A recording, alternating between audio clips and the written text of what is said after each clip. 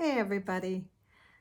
I will challenge myself to tell the story of all of our lives collectively, as well as individually, since January of 2020, right before lightning struck, and we had no idea that it was coming.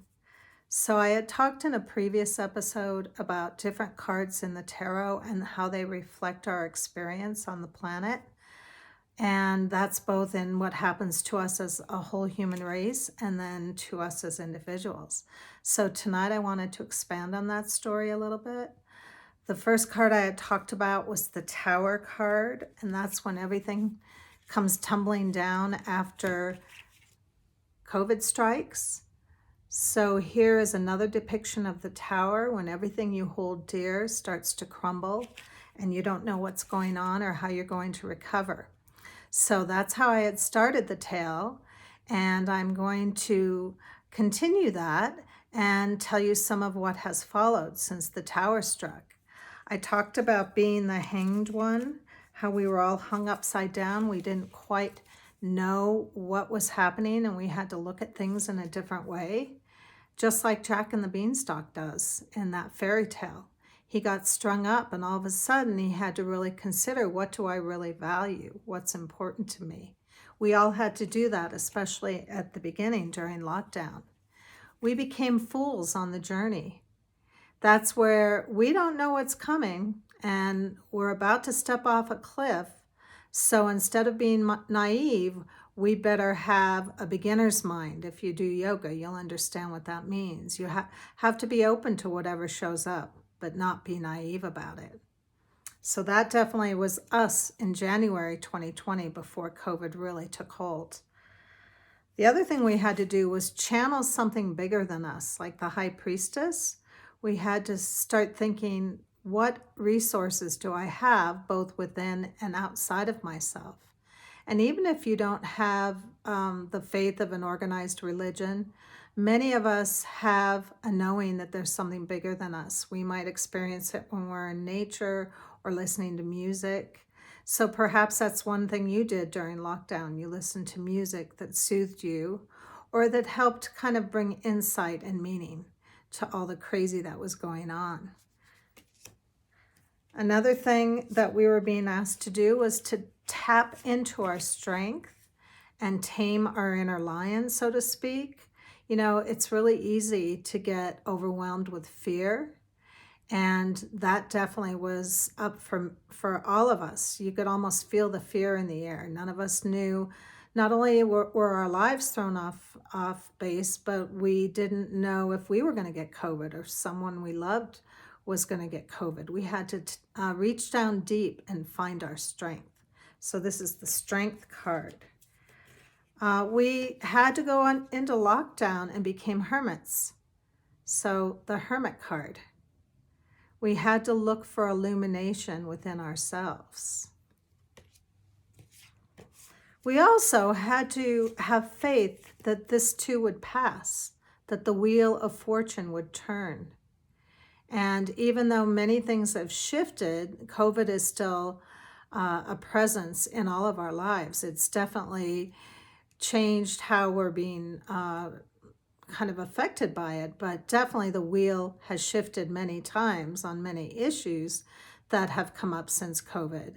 And one thing we can continue to do is trust that everything passes eventually, and that if you're going through a really hard time, even if you're just having a hard day, that maybe tomorrow will be better.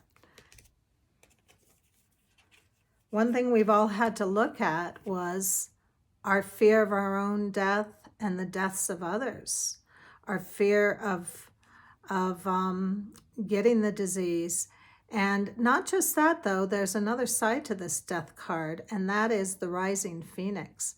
We have an opportunity to see this as not just a card that represents our fear of our mortality, but also the flip side is that, yeah, some things have had to die, some old ways of being in the world, some routines, lots of people lost jobs, security, our mental and emotional security we might have gotten really attached to through the years, and that died. But it's an opportunity to not just have those things die in our lives, but to transform and to kind of enlighten ourselves by learning the lessons of what this has all been and what we can gain from it. Not to be a Pollyanna with a really difficult time for all of us, particularly those who don't have money, don't have jobs, have been impacted by illness. But at the same time, in every challenge is an opportunity to rise like the phoenix. So that's where the death card comes in. It doesn't always mean a literal death. We've all had to tap into what's good in our lives and what we can create and find joy in spite of all the hardship. And even if that's just making bread from scratch, doing something to have an event with your small pot of people that you're socializing with. I know a lot of people are out a lot more now than they were during lockdown, but just really being in the abundance of life, being in nature, all of that's a way to get through this. And on the other hand, a lot of us have had to have a talk with the devil within. Some of us have found ourselves drinking more. Addictions have come up, or just compulsions or emotional attachments to eating or drinking as a way to get through this. Attachment to coffee. Coffee and wine have been two of my go-tos. So some of us have had the dance with the devil, so to speak, where we have to give ourselves a little credit. This is hard stuff, and it's okay if we have to self-medicate in some ways, but on the other hand, it's a lot better to choose healthier ways, like maybe exercise more, or just get out and be in nature or whatever to self-soothe instead of substances. So this is one way that we can be attached to things in an unhealthy way. There's also a lot of negativity and a lot of us and them thinking, and that's really a dance with the devil also. So we've had to contend with that as a society and as individuals and our families, and really get clear about where we stand on all of that, so that we don't go down into the dark place, so to speak. So two more things to think about. As I talked about the dark place, it brings up the idea of the moon. And the moon has really been up. And what I mean by that, yes, it's literally been up. It's up right now and almost full. But whenever things get shadowy, when it's not clear if there's going to be a light at the end of the tunnel or when there's going to be a light, because of the wheel changing, we know eventually there'll be a light at the end of the tunnel. But in the meantime, there's a lot of shadows and a lot of things that go bump in the night. And that's kind of scary. So the moon is here to provide guidance. But it also is asking us to ask ourselves the harder questions. What do we value? Who do we want to spend our time with? How strong are our bonds with our relationships? What do we need to clean up or work on? How can we be better communicators?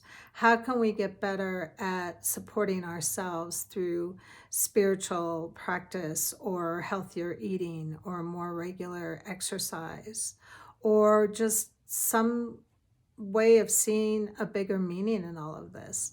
So the moon has really been up in all of this.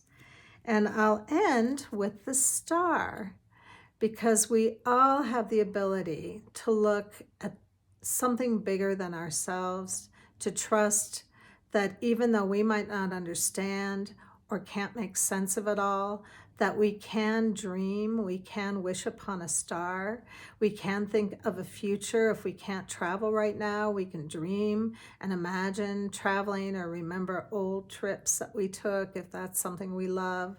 We can find ways to improve ourselves during this time, maybe take a course of study, dream of ourselves as being physically, mentally, emotionally, spiritually healthier, and then do something about it. There's ways of hitching our ideas to a star and trusting that we all can learn and grow because of all the challenges of what we've been through.